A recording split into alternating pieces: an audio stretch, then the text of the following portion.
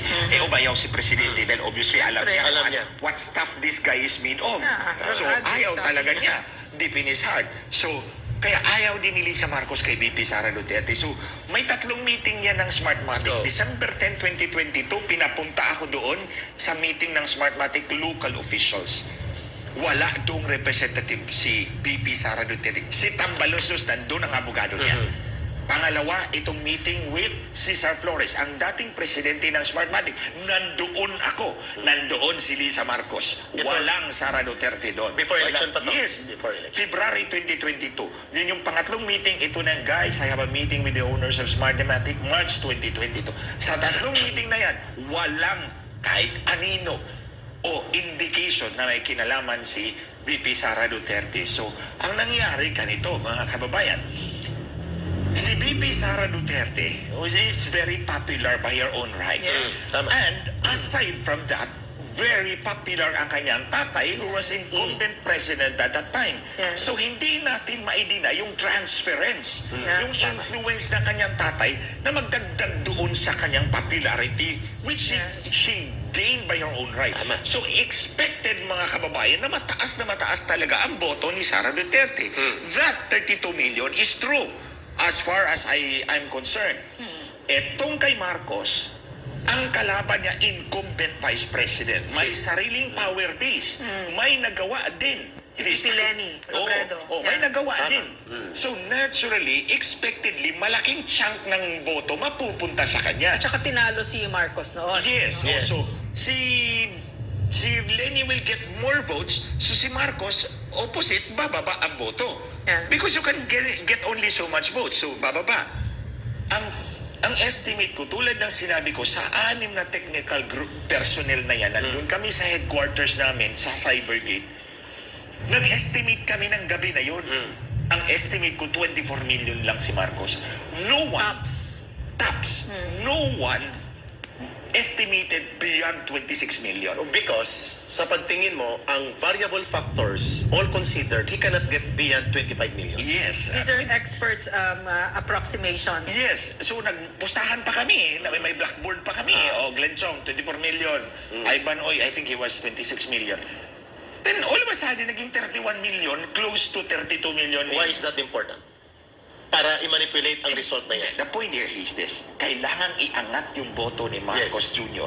para pumantay closely kay VP Sara Duterte. Because kung mababa ang boto ni Marcos Jr. at mataas ang boto ni VP Sara Duterte, naturally you and me will look up to Sara Duterte as the true leader of this country. Exactly. So that kailangan cannot be. That cannot be for them. So that unity at the very start was a phony. So politically, ang logic dito, to gain a mandate that is not within the votes na kaya niyang abutin, minanipula. Minanipula nila para dumikit doon. Kung hindi man magkapareho, dikit man. Ito pa, Kuya Eric, Tita Lorin. Alam ni Lisa na weakling yung kanyang asawa. Walang mahina yung konstitusyon. Lahat walang utak, walang puso. Magaling lang sa prepared at rehearsed speech. So alam niya, weakling si Marcos. Kung mababa ang boto ni Marcos at mataas si Sara Duterte, that's a surefire formula for disaster politically sa mga mag-asawa. Your point. So the wife is very cunning. Yes. In-estimate na niya yan. In fact, isa rin ang nagmaniobra na kausapin yung mga Biden state officials, State Department officials. Pupuntahan natin yung Atty. Glenn Chong. May tanong kami dyan tungkol sa'yo. How scandalous and morally questionable for the First Lady to be talking to Smartmatic, who is in charge of the electoral process and counting of votes, sa isang panahon na tayo na sa eleksyon, ito ba ay mali at dapat tingnan ng mamamayan na ito isang pagmamanipula papunta sa pag-angkin ng kapangyarihan kung kaya mo ito isinisiwala? First of all, tingnan natin si Lisa Marcos. She's a lawyer. She's a lawyer. She's bound by the Code of Professional Responsibility namin as lawyers. CPR. Yes. We are bound to act ethically, morally, uprightly. Itong ginawa niya is immoral, unethical. It's criminal. In fact, it could be illegal. We're Yeah. still looking at the possibility na ito may illegal talaga. Pwedeng pasok sa criminal election Malamang. Yes, election Malamang. offense. Election offense. Election Yeah. offense. Pero meron pa isang siyang ginawa dyan. Nag-hire siya ng 3 foreigner. 3 foreigner. I remember exactly, ang tawag niya dyan, Margaritas. Margaritas. Mga babae ba to? No. Isang lalaki, ang head, ay dating member of parliament ng Greece. Greece. Oh, kasi siya yung napagkagaanan ko ng loob kasi pareho yung rango namin. namimit mo Former ito. congressman ako, siya former member of parliament. Congressman din yung equivalent niyan. Tapos may dalawa, isang lalaki, isang babae, Bulgarian and Romanian. So itong tatlo, nasa headquarters nila Marcos yun. Actively strategizing. Yeah. Tama, Tita Lori, thank you. Strategizing kung paano ipanalo si Marcos Jr. Which, sa mga kababayan natin, that is an illegal. Yes, that's an Why? election Why offense. is it illegal? Kasi, tita, nasa batas yan. Hindi ka pwede, as a candidate, you are not allowed to receive contributions from foreigners, whether that is a person or a corporation, juridical entity. The purpose is to shield our election system, our political system from foreign influence. This one Sa is... Omnibus Election Code. Yes, Omnibus Election Code, Batas Pambansa But they were Bilang just 81. strategizing. There was no money involved. Yes, but even if there was no money involved, they were actually running and Yes, being part of the intervention pa campaign. rin. That is influencing And then, the electoral process and Exactly. political Bawal. systems of the country. bawal That's siya. bawal. So those who employed them, who is Lisa Marcos then, Especially because asawa siya ng kandidato. ng kandidato, is suspect now of a criminal election offense. Yes, including the one occupying in Malacanang. I don't call him president. Are you entertaining now a ground of a possible extension of that crime to the president also? Yes, As a of course. beneficiary. Si Marcos was in the headquarters. Yung tatlo nasa headquarters. Don't tell me, hindi niya alam yun. Baka bangag siya nun. Attorney Glenn Song. Maraming hindi alam ang drug addict, ha? Ano ka ba, Attorney Glenn? If that is so serious, seriously. Ma'am Lorraine, if that is so serious, mga kababayan, na mayroong mga dayuhang nakikialam, binibili ang kanilang services to influence election, the conduct of election, and even the political campaign, which is illegal and a criminal offense in our election laws, Attorney Glenn Song, where do you like to bring this on, aside from exposing this? Actually, Kuya Eric, Tita Lorraine, nung sinabi ko, actually una kong sinabi, Laparuhonti ka in Cebu. They did not understand it. They did not react to it. Eh, no naman itong rally ng SMNI for... Tagalogin mo kasi para Pastor Kibuloy, tinagalog ko na. Ayun, nag-react na yung young guns nila Sandro Marcos. Sandro Marcos yan, yung young guns sa Kongreso. Kumbaga, yung mga deputy speaker, assistant deputy speaker, nagsasalita laban sa akin. Laban sa'yo. Oo. Pati si no panty, wearing of panty, Congresswoman Garin. Siya ang sinulatan ko actually, mga kababayan. Galit na galit siya sa'yo. Kuya Eric, sinulatan ko siya. Sabi ko, here's my affidavit. Doon sa improper, if not illegal meeting ni Lisa Marcos at the height of the campaign, conduct an investigation for the purpose of in aid of legislation or for the purpose of filing an impeachment complaint. When was that? This End year? of March. This year? This year. Why did you write to Janet Garin? Kasi nga, sinabi niya sa akin, kung meron kang hinanakit laban sa mga public officials, okay. go through the normal, proper process. Sa What kanya does it committee mean? ba? What does it mean? I mean, you have to write? I mean, if you're an ordinary citizen, you have to write Congress and ask permission. If you want to say something To against a grievances. politician, what's wrong with this, Garin? Seriously, hindi na talaga tayo demokrasya, ha, Garin? Okay ka lang? So, God. in Is that what she meant? Is that what she meant? I think yun ang ibig niya sabihin. Anong committee niya, itahan mo. Attorney Glenn? What is wrong with these Ang people? deputy majority leader siya. okay. So in other Kaya words, pala. sidekick siya ni Tambaloslos. Hindi pwedeng maging Magkababayan yan eh. Taga-Leyte man yan eh. Oh, No. kaya, Ano yan? Iloilo? Iloilo ang asawa niya. No, okay. si Janet Mga Loreto Garin yan eh. was congressman of the Dimban. 5th District of First. Leyte. Dati. First District of Leyte. Nung congressman ako, Okay. congressman siya ng 5th District of Leyte. First District si Martin. So, 5th District, 1st District, Lone District ako dito sa taas ng Biliran. Pero ngayon siya ay congresswoman Yes, sa ng First District of Iloilo. Kasi You know, I'm concerned about that. I mean, this legislator thinks that we should ask permission from Congress before For we your voice out, grievances. before we express our opinion about a public servant. No, grabe yun, ha? That's really, dangerous. that would constitute prior restraint Prior restraint. to freedom of speech and expression. Yes. Eh, hindi, that's presumed unconstitutional. Attorney Glenn Chong, anong Wait lang, response Kuya niya? Eric. Anong Oo, response yeah, niya? that's the point. Go. So, pinadalan ko siya. At kinapreferred ko si Ace Barbers kasi nag-ingay din. Si Johnny Pimentel. Pimentel. Ako? Si Congressman Anthony Goles. And then meron pang iba mga Si Suarez, si J. Suarez. Hindi ko siya na-furnish, pero nag-ingay din siya. Under the Pero unang implementing sip-sip. rules and regulations of Republic Act 6713, para po sa kalaman natin mga kababayan, pag sumulat po kayo sa ating mga public officials, you are entitled to at least a letter of acknowledgement. Na natanggap Yes. namin yung iyong sulat at this is the Really? Is process. that so? Yeah, proseso Yes, yan. oo. Karapatan natin yun? Yes, under Section 5, Republic Act 6713. At sa implementing Good to rules know. talaga yun. Nasa implementing rules yun sa ombudsman. Tapos, up to today, lumagpas na yung 15 days. Tita Lorraine, Wala. Kuya Dalawang Eric, buwan na. wala pa. Walang sagot. Kahit acknowledgement, wala. So, in other words, takot sila doon. Yes.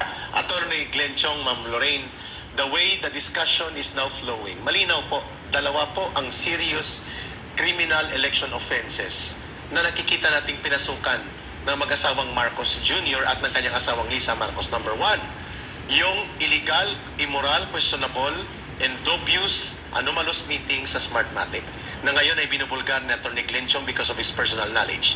At malinaw po na yan dapat ay nagiging bukas na bagay na pinag-uusapan at iniimbestigahan ng Kongreso sa check and balance. Number 2, ngayon lang namin nalaman ito. Atty. Glenn Chong, nag-hire pala sila ng foreign operators, ng mga foreigners, at ito'y illegal at malubhang paglabag sa Omnibus Election Code. And yet, sabi ni Ma'am Lorraine, how low can Congress go on this? So kung ayaw gumalaw ng tambalos-los-led Congress, di dapat nandyan naman ang Senado, Senate President Mick Subiri. How low can we get into all of these serious allegations of criminal election offenses that the President and his wife engaged into nung sila'y tumatakbo sa election? So we can formalize this by writing a letter to Senate and for them to investigate. Yes, so, ma'am, let's do. My question, no? So all of Lisa Marcos was able to pull it off, no? Because Yes. yung asawa niya naging president, di ba? So nakikita natin pala ngayon, now it makes a lot of sense that it has emboldened her and tambalos-los, di ba? It has emboldened them to ito yung panggigipit sa Pilipino, that they can mine and play with us, so that with this people's initiative. And then at a certain point you said that there will be in the mind of Lisa Marcos another President Sandro Marcos, right? Wow. So that is in the fevered imagination of Lisa Marcos. This is the plan pala. So it has really emboldened her. Yeah. Ang tanong namin sa iyo ngayon, Atty. Glenn Chong, thank you, Ma'am Lorraine, for that observation. There is really a pattern of penchant o kagustuhan ni Lisa na i-shortcut ang kanyang role na dapat siya ay para lamang sa mga paglilinis ng mga estero, Beautification. flowers and planting, Flower flower arrangement. arrangement. Feeding man lang sana, mag-feeding program ka man lang. Oo. Pero hindi yun Diba, ang tsaka ginagawa yung niya. magluluto siya ng At bihon. salamat at nandito rin ganon. sa nag-observe sa atin sa Pilipinas sa ating mahal, si Atty. Mark Tolentino, si Kuya Mark Tol. Yeah. na nanonood siya sa live ng You know, Ma'am Lorraine. My father kasi, just a Sige, short ma'am, okay, lang. before yung tanong ko kayo, Atty. I was like the politician's wife of my father. So I know, even when I was growing up, how to take care of the maliliit. No? But this one is really something else. Yes. No? Something else. Ma'am, may tanong kami sa Atty. Glenn Chong. Yes, Kuya Eric. The penchant or the pattern of using the powers of the President by the First Lady na kanyang ina-abrogate sa kanyang sarili na parang siya ng presidente, ina-arrogate niya pa nila herself. Atty. Glenn Chong, ibinulgar ni Miss Maharlika ang recordings that she was directing also a foreign operations even before they became ang kanyang asawa naging presidente. At na naging presidente na siya naglalagay ng chief ng Intelligence Service of the Armed Forces of the Philippines, ISAF, at nagdidirhe ng mga foreign operations. How dangerous, Atty. Glenn Chong, kapag hindi ito na-check? Kasi alam natin, hindi ito kayang pigilan ng kanyang asawa. How dangerous is the country and the entire government now going towards the dogs? Mga kababayan, I always said this, and by the way, yung foreign employees, dito ko lang to na-expound. Yeah, shocked. For the first time na na-expound ko Yeah, talaga I to didn't ng even gusto. know. I've always maintained na itong si Marcos Jr., manikin lang yan dyan sa office of the president, or better yet, a flower pot, useless para flower Yeah. pot. Si Lisa Marcos ang nakaupo dyan. And as I have said, Sinuod. yes, sure. Kaya national problem pa lang tawag Kaya mo. na national problem ang tawag ko dyan eh. Tingnan mo, hindi siya pumalag. Kasi totoo, na siya yung national problem. Now, here we are treated to the spectacle of a person who didn't file a certificate of candidacy but is effectively controlling and running the presidency. Wow. And we cannot do anything about that? And at least, meron tayong President Duterte na nangungulo. At may Glenn For Chong the opposition. na nagbubulgar nito. Nandun kayong dalawa. Tsaka Pilipino, no? Taong bayan. Taong bayan ang kikinig Yes, sa atin. otherwise kung wala, I can imagine, bayad ang mainstream media. Oh, takot sa kanila. By the way, yung bayad ang mainstream media, may pinagbabasihan ako dyan. Yes, go ahead. Kasi, nung pinai-impeach na ni itong si Congressman Jing Alvarez, Jing Paras, kasama din natin yan. Fighter din yan. Yes. Finailan niya ng impeachment complaint si Bautista, yung dating chairman ng COMELEC.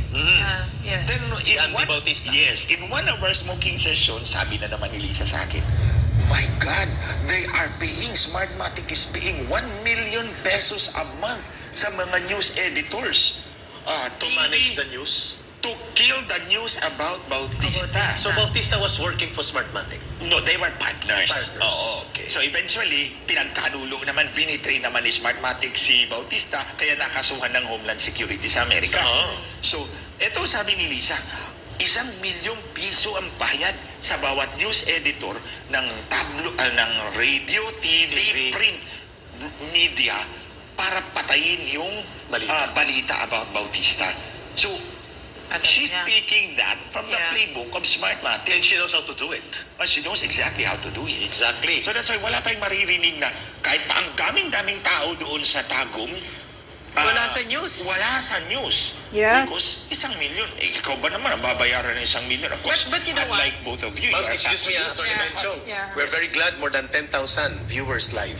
Yeah, thank you. Kasi sa Pilipinas nating mahal pa lang, hindi pa kasama ang ibang mga platforms. Attorney Thank you po. Glenchong, Thank you. napakaraming nanonood because of these very scandalous revelations that you're bravely exposing. Meron pa isa. Ma'am Lorraine, sige, Attorney Glenchong. Yeah, can I just make a comment Go ahead. about that? Go ahead, no? Ma'am So, Lorraine. yung sinabi mo, yung pagsa-silence ng press, no? But mali na talaga yung panahon ngayon kasi nung panahon, nung unang Marcos, no, that would have worked. But now there's social media, here. No, like here, sila Tambaloslos and Lisa Marcos, they've not figured out the internet. Exactly. No? So they don't know about this part. I'm saying this kasi gusto ko yung mga kababayan natin malaman ninyo kung ano yung kapangyarihan na hawak ninyo pag kayo ay nagsalita. Yes. Attorney Glenchong, you were about the... Thank Yeah, you, Ma'am Lorraine. one more, yeah. One more na expose mo. Or magpapaliwanag mo. Go ahead. Grabing expose. Tita Maharlika Lorraine. is watching. She said, hello, Ay, Tita Ay, Maharlika. Harlika, tira. May mga Grego, Romanya at Bulgarian. At least apat na tayo rito kasama mga fighters, really. Ako'y natutuwa doon sa sinabi ni Tita Lorraine at ni Kuya Eric na at mga kababayan, sulatan natin yung Kongreso. Yes, we will do. Mag-imbestiga kayo kasi meron pa ako isa. Meron pa ako. To show that Lisa Marcos is really manipulating even the institutions of government kahit wala pa siyang kapangyarihan at that time. Yeah. This was during the protest. Nang nagprotesta pa si Bongbong Marcos, minamanipulan niya ang institusyon ng gobyerno. So that And I was have around vice presidential elections. precisely, the date is September 2019. 19. Oh, December 2019. Hindi Wala ko pa muna siya. sasabihin dito publicly kasi doon natin ibubuking sa legal process, Okay. investigasyon ng Senado. Ang kagandahan nito, Wala Atty. pa lahat. Glenchong, Yes. ang kagandahan nito, mga kababayan kay Atty. Glenchong, hindi lang po siya matapang sa kanyang pagsisiwalat. He is reducing all her revelations into an affidavit kasi abogado siya. Resibo. May resibo siya. Pinanumpaan po niya. Yeah, Kung siya po actually- gumagawa ng kwento, hindi siya magre-reduce Kuya ng Eric. affidavit niya. Kuya Eric, Tita Lorraine, when di ba magsusubscribe ka noon? Actually, yung Notary Public, pinapadala ko lang doon eh. Pipirma siya, kilala ako eh. That day, pumunta talaga ako doon sa abogado at nanumpa talaga ako doon. Kasi ayokong mabutasan yung affidavit ko. Tama. Now, going dito sa revelasyon kong isa pa, the final revelation, yung pagmamanipula ni Lisa Marcos sa mga institusyon ng gobyerno, even if she was not yet in power. Yes. How? September 2019, hindi ko malimutan yan. And I can testify dahil personal knowledge ko yan, ako ang inutusan niya. At ipubulgar ko siya pag nagka-Senate hearing tayo, better there. Because Oo. that would be under oath. So hindi muna sa Pilipinas ating mahal. Eh, hindi mo na ngayon kasi sige, sasabihin yun, ha? sasabihin na naman. Pero dito ko to diniin talaga sa inyo. This is Because very serious also. This is a very serious allegation and it will rock this government. Okay, klaro I ah. promise you, it will rock this government. Rock it now. At Atty. Glensyong ha, Tina. dalawa pa lang ni-reveal mo ang yanig na ang Malacanang ngayon sa nakikinig ang taong bayan na illegal na pinakialaman ng mga banyagang operators na hinire niya isang Griego na dating assemblyman or congressman, yes. isang Bulgarian at isang Romanian. I have the names. At you have the names, kilala mo, at sinasabi mo yung code ni Lisa ay Marjoritas, no? Margaritas. Okay, May kanin text pa yan. tulad ng paborito niyang Margaritas. Atty. Glensyong, may tanong kami sa iyo. Opo. Lahat ng mga